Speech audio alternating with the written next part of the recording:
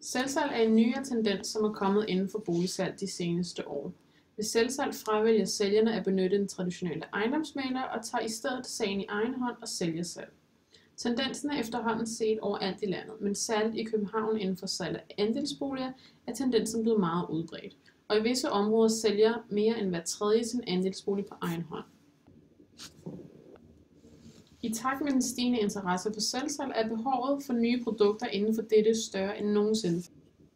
Derfor har vi i Robinhus tænkt os at opfinde et nyt smart projekt, HouseMatch, som gør selvsalgsverdenen mere overskuelig for både sælgere og købere.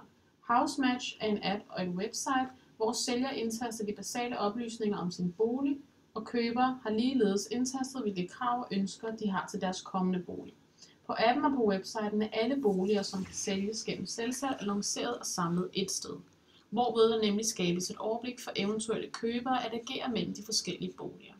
Køber swiper mellem de forskellige boliger nemt og hurtigt, og hvis en køber ser en bolig, som opfylder købers krav, kan køber like boligen, hvorefter sælger og køber vil blive matchet.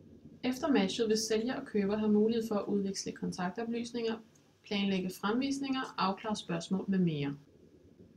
Her ses Anders. Anders vil gerne sælge sin bolig uden hjælp af ejendomsmægler, for nemlig at spare salæret.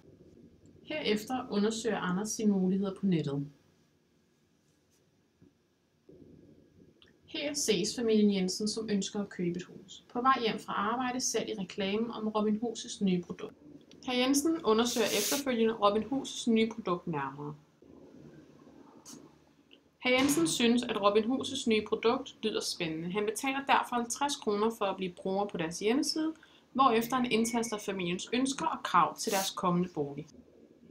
Fru Jensen sidder i sofaen med Robinhus' HouseMatch-app, hvor hun swiper mellem de forskellige boliger. Pludselig swiper hun hen til Anders' ejendom, som opfylder deres ønsker. Fru Jensen liker derfor ejendommen, og kort efter bliver de matchet med Anders, hvorefter de udveksler kontaktoplysninger med ham. Efter familien Jensen og Anders har udvekslet kontaktoplysninger, kommer hr. og fru Jensen ud og ser Anders' ejendom. Nogle dage efter køber familien Jensen Anders' hus, og både Anders og hr. og fru Jensen er meget glade over den hurtige og nemme proces.